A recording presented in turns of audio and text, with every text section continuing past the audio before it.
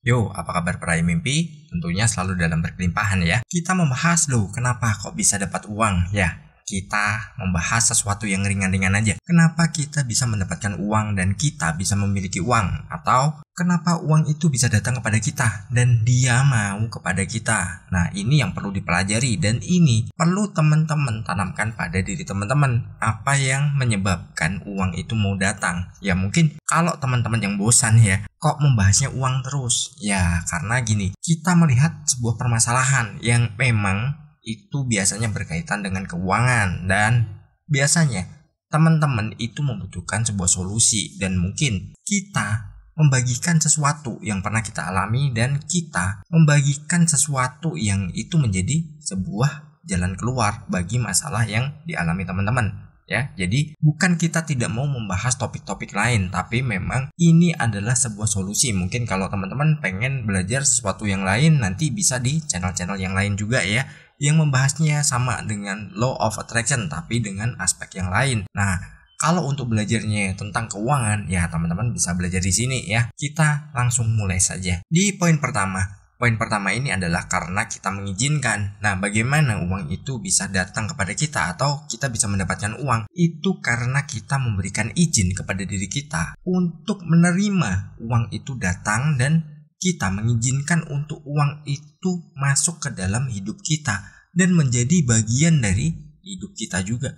Nah, kalau misalkan kita tidak mengizinkan, sebesar apapun peluang atau seberapa besar pun nilai yang itu datang, teman-teman pasti tidak akan pernah mendapatkannya. Contoh halnya begini, kenapa saya sering bilang kalau misalkan kita berdoa minta nominal tertentu, terus kita harus menambahkan atau lebih. Karena apa? Biar kita mengizinkan nilainya itu lebih dari apa yang sudah kita tentukan. Nah, dengan kita menuliskan atau kita mengizinkan diri kita menerima atau lebih, misalkan yang tadinya mau menerima 10 juta, nah ternyata peluangnya itu masuk di 20 juta. Karena kita udah menanamkan pada diri kita atau kita mengizinkan bahwa diri kita bisa menerima 10 juta atau lebih, itu peluangnya selalu ada dan kita mendapatkan nilai yang lebih besar. Beda halnya kalau kita tidak menambahkan atau lebih, itu biasanya justru ya sesuai dengan apa yang sudah kita tanamkan. Misalkan 10 juta ya 10 juta.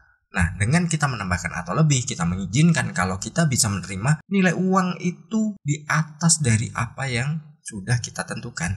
Itu bakal menjadi nilai yang jauh lebih tinggi lagi. Lalu di poin kedua adalah kita bisa menerimanya. Ya, kalau kita tidak bisa menerimanya karena kita udah mengizinkannya, ya uang itu nggak bakal datang, uang itu nggak bakal kita dapatkan. Karena dengan mudahnya, uang itu akan memilih orang lain untuk menjadi tuannya. Dan dia justru memilih orang tersebut karena dia bisa menerima. Selain dirinya mengizinkan atau selain diri kita mengizinkan, kita harus juga bisa menerimanya berapapun jumlahnya. Dalam artian gini, yang tadi saya bilang antara 10 terus kita menambahkan atau lebih itu menjadi 20 misalkan, atau ya mungkin lebih tinggi lagi. Kalau kita bisa menerima misalkan oh ternyata baru dikasih 8 juta. Ya sudah, karena kita bisa menerimanya, kita mengizinkannya, kita akan mendapatkan tambahan lagi yang itu akan menjadi nilai lebih besar lagi. Dan kita akan mendapatkan sesuai dengan apa yang sudah kita gambarkan, sesuai dengan apa yang kita inginkan. Karena apa? Itu kita dikasih dulu,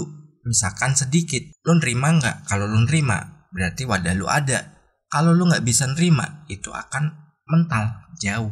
Atau dirinya akan keluar dari diri kita. Dan itu justru kita nggak akan pernah mendapatkan apa-apa. Nah, itu resikonya kalau kita tidak bisa menerima. Berapapun nominalnya kita terima aja.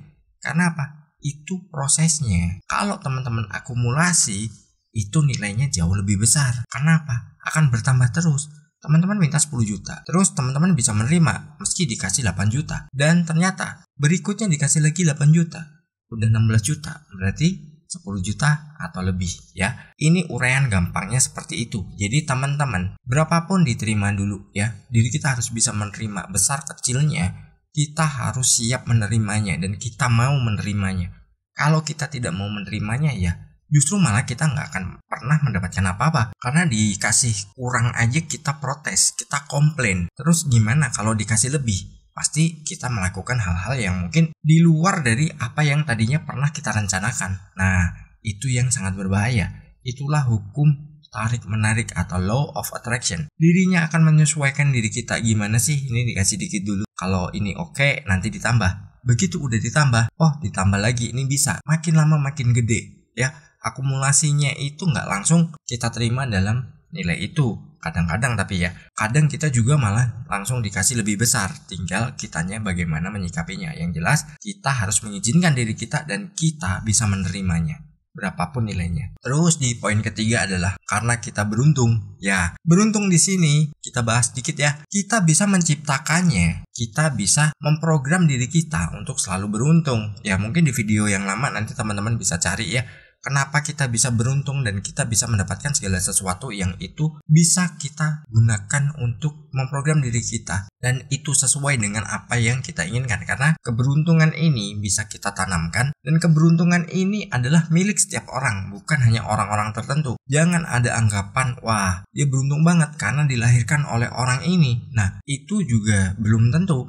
Kadang orang yang nggak bisa menanamkan keberuntungan pada dirinya, mau dilahirkan dari siapapun, ya tetap aja nggak beruntung. Jadi kalau kita tidak pernah menerima atau kita memprogram diri kita untuk selalu beruntung, ya kita nggak akan pernah beruntung. Biasanya orang selalu bilang bahwa sesuatu itu ya lebih banyak dia bilang sebuah kesialan, ya mengalami apa gitu misalkan.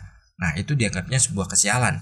Tapi kalau sebenarnya itu dibalik, kita justru akan mendapatkan sesuatu yang jauh lebih dari apa yang sudah kita tanamkan. Karena gini, keberuntungan itu ibaratnya mata kita. Kita mengarahkan mata kita kemana, ya disitulah kita melihatnya. Keberuntungan dan kesialan itu sama. Kita melihatnya dari versi yang mana. Kerjanya sama, capeknya sama, hasilnya berbeda. Nah, itu yang harus ditanamkan pada diri kita. Kita beruntung dan enggaknya tergantung dari yang ada di sini. Kita programkan, terus nantinya apa yang kita lakukan itu adalah sebuah keberuntungan. Meskipun kita mengalami sebuah peristiwa ya, mungkin mengagetkan ya. Ya mungkin yang sepele yang pernah saya bilang juga, kaki kita kesandung meja. Wah, ada orang yang berteriaknya, wah sial banget. Ada yang berteriaknya, wah tanda nih uang datang. Nah, itu berbeda loh hasilnya loh. Karena dengan kita menganggap diri kita beruntung dan kita menanamkan segala sesuatu yang itu merupakan keberuntungan bagi kita, maka kita akan jadi orang yang beruntung juga. Dan kita bisa meningkatkan rasa beruntung itu.